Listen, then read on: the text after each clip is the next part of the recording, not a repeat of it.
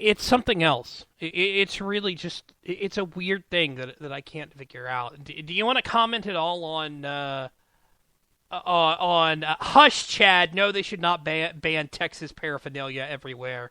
Hush. Um, you want to comment on this bag fee? Bag fee issue? You Yeah, the know, thing in Dallas.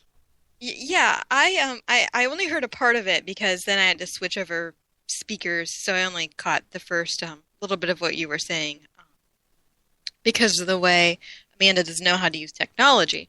But here in Columbus, if you buy, let's just say, a six pack of pick your favorite brewery. I don't drink beer. I don't know what's good. Guinness. All right, so Guinness, I'm gonna that's get a good. six. Okay, a Guinness. six pack of Guinness. I take it up to the cash register and I'm like, oh, I don't need a bag for that. Oh no, it's law. We have to put it in the bag. You have to walk out of the store with your six pack in the bag, but then you can throw it away after that. Um, if you want to. That's the law. Okay, so now we're gonna tax bags because we have a law that requires you to use bags.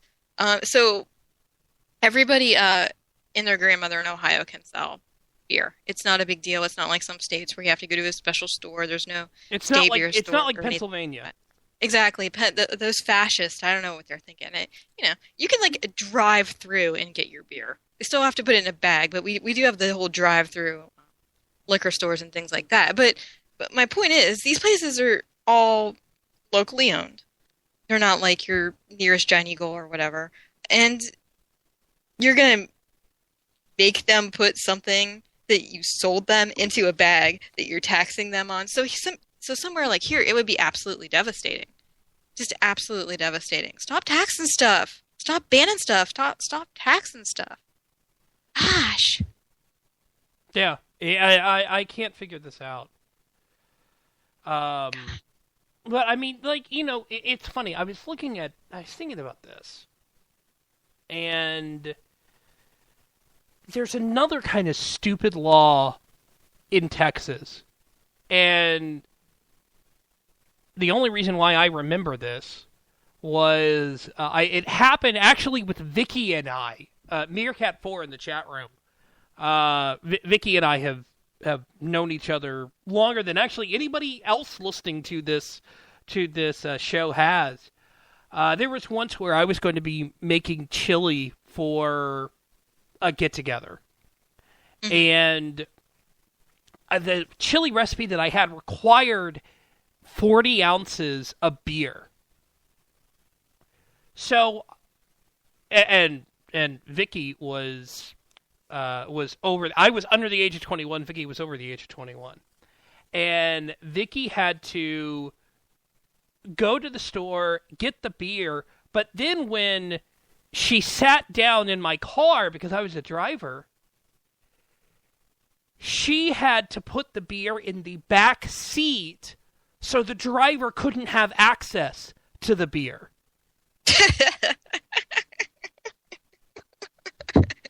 And Vicky, the reason why the chili was so horrible was because I burnt the meat. But yeah, it's like it's Temptation. It's temptation. If I see the beer in my passenger seat, I'm going to want to get the beer, open it, and drink it. Now, if I can't see the beer, I forget that I just bought the beer 30 seconds ago. yeah, So I won't drink the beer. It makes perfect sense to me. I don't understand what the problem is here, Taylor. it's like the open container law that's here, where if your passenger is drinking a beer, but the driver isn't, and they get pulled over, the driver gets in trouble. Contact buzz. That works with beer, right? Huh? I said contact buzz. Was that the logic? No contact buzz? Oh, I'm thinking about beer. I can smell that beer. I'm getting a buzz Exactly. off the beer. And then you start swerving. It's government is there to protect you, Taylor. What are we thinking? Yeah, no kidding. No kidding. Nathan Wurzel on Twitter, at Nathan Wurzel, just tweeted FNC probably announcing new replacement show Levy any day now. If they could give Andy Levy an entire hour, I would be happy about that. Who wouldn't, right? Red Eyes TV's Andy Levy, giving him an hour a day, an hour a day. I mean, come on, An hour a day. All right. Something else is going on in the world of news. That would be more sanctions on North Korea after the Sony case. Because everybody knows it was North Korea. Yes, that's been confirmed. This administration says it. And to prove that, they're taking actions. They're just following through with a fact. We should not question this because the FBI have the resources to do their jobs. Yeah. And they never fail with this stuff. What the president said is that the actions, this is from the New York Times, the actions were based on an executive order President Obama signed on vacation in Hawaii as part of what he promised would be a proportional response against the country. But in briefings for reporters, officials said they could not establish that any of the 10 officials had been directly involved in the destruction of much of the studio's computing infrastructure. This isn't even going to touch North Korea. It's just really not. I don't understand what the point is. They're just trying to save face, which is a little surprising, actually. They never care that they screw up. They just assume people will forget it and move on or just not call them on it. So I am a little surprised that they took this measure trying to somehow back up what they said, which we all know at this point isn't true. Yeah. Yeah. I don't get it. I really don't. It's a distraction. It's a complete and utter distraction. I bet they had this plan before they lost the plane. And the plane was then a distraction. Yeah. But I love the comment that the New York Times made here, which is, of course, again, it's the New York Times, so it's really kind of interesting. The New York Times actually says this, is that the administration has said there would be a covert element of its response as well. Officials sidestepped questions about whether the United States was involved in bringing down North Korea's internet connectivity to the outside world over the past 2 weeks.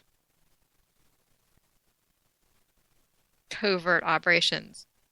We anonymously mailed them a floppy disk with a meme of Kim Jong-un.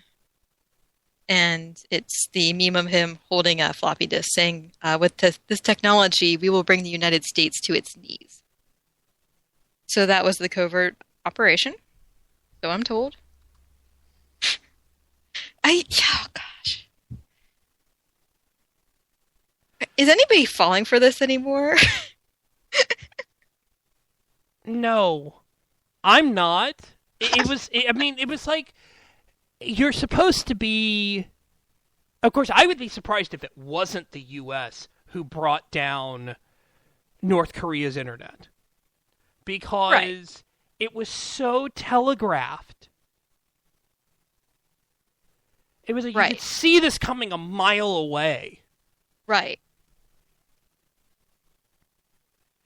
And, all right, so I'm going to let you put on your foreign policy hat. My okay. Yeah, put on your foreign policy hat. You find out that, okay, maybe, just maybe, North Korea is involved in this thing. Maybe. Okay. How We're talking like 5% chance. Huh? 5% chance? Yeah, 5% chance. Okay, 5% chance. How would you decide to operate this? There's a 5% chance North Korea may be involved. Yeah. How do I operate this? I laugh. It's so, no, I laugh. Okay, listen. If a country hates us, why would they hack a movie studio? Why? It's the dumbest thing you could do. Yeah, I mean, there's so many other systems that they could potentially go after. So that's where I would originally be looking at is being like, look, this is either a distraction or they're actually not involved at all. Because I would think that if they had the technology to do that, they would have the technology to go after different systems rather than some movie studio. I think that it was like some of this whole like Xbox Live, PlayStation kind of anonymous lizard squad going back and forth, kind of thing, rather than the actual government being involved. It just doesn't even remotely make sense whatsoever. It just doesn't. Yeah. It just doesn't. I just can't even fathom that. Honestly, the whole shame of this situation is it's going to give North Korea a rise. It's given them a rise. They think that they now have something over us. And considering the fact they didn't do it, but now they're all like, hey, they thought we could have done that. That's pretty sweet. That gives them a leg up, and that's really sad.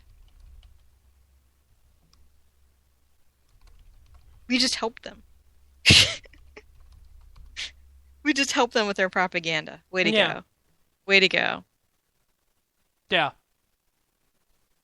Yeah, I don't I don't understand that.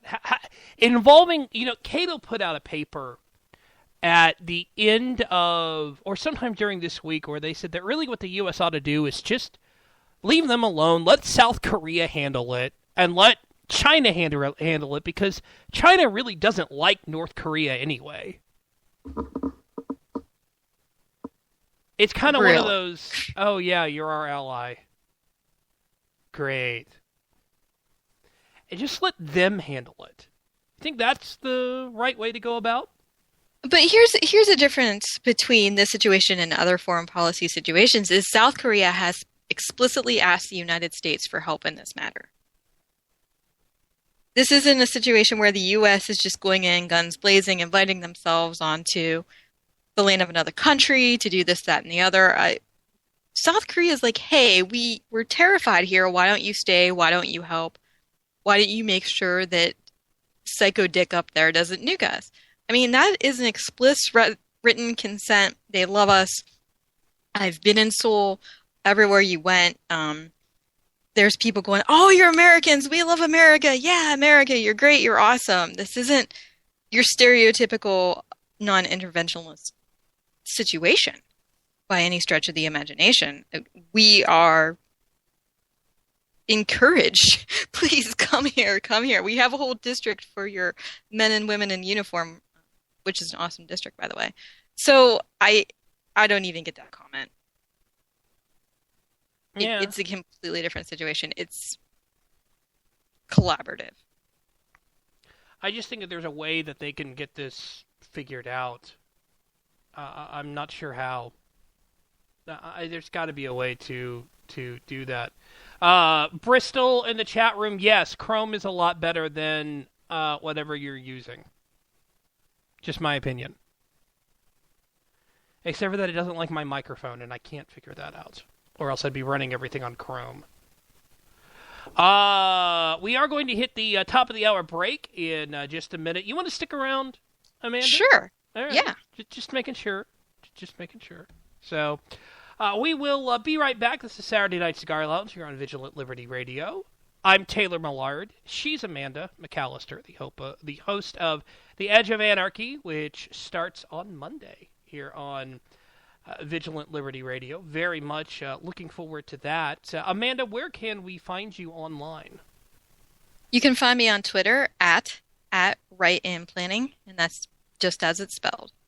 At Right in Planning. So no fancy smancy, Nothing fancy. No leet speak. I may be a dork, but not in that way. Okay. And for those who are, like, one reason why you guys should listen to her show, She starts it off with a sound